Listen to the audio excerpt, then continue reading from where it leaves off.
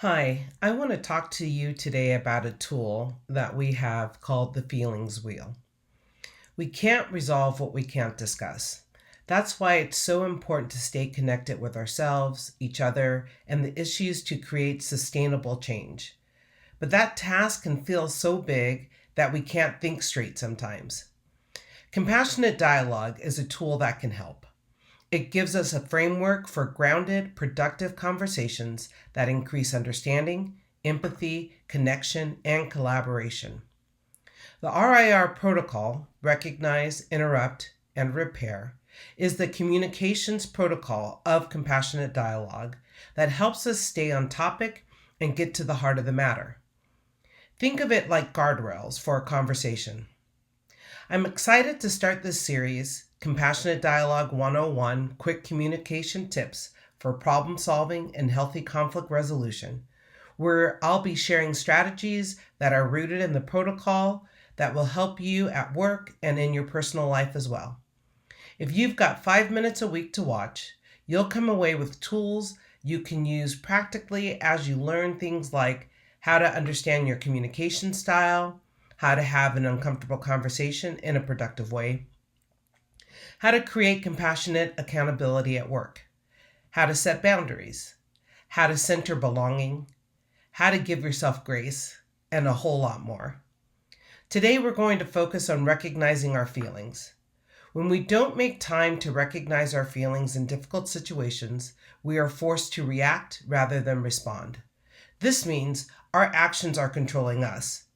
When this happens, we lose our ability to be empathetic towards others. It also means we lose our compassion. This week, make a list of some conversations you've been avoiding or work dynamics that you know you need to address. As you review your list, take a moment to recognize how it feels, to have these things hanging over your head. As we recognize, let's talk about feelings and what they are. So here we have the feelings wheel. And as you can see, there are emotions listed all the way around the wheel. Inside is what I call the core emotions. Those are the big ones, the happy, the sad, the mad, the ones that we can you can feel and they're strong. And then as you move out of the wheel, you start to see that the emotions on the outside of the wheel become a little bit more nuanced. So it's like nervous or anxious or, indignant. And so what's important to understand about the feelings wheel is this, that if you're like me, I live in the middle. So all my emotions are really, really big. So my work is really to figure out how to distill out to those more nuanced emotions, because not everything has to be so big for me, right? But for people, there's also those who are more comfortable on the outside of that wheel, because then they never have to really admit that they're angry. They can just be frustrated, right? So if you live on the outside of the wheel, your work is to look and distill down and say, okay, what is that core emotion that's underneath that ancillary or that nuanced emotion? And so for both of us, being able to move between the two is really important to understand.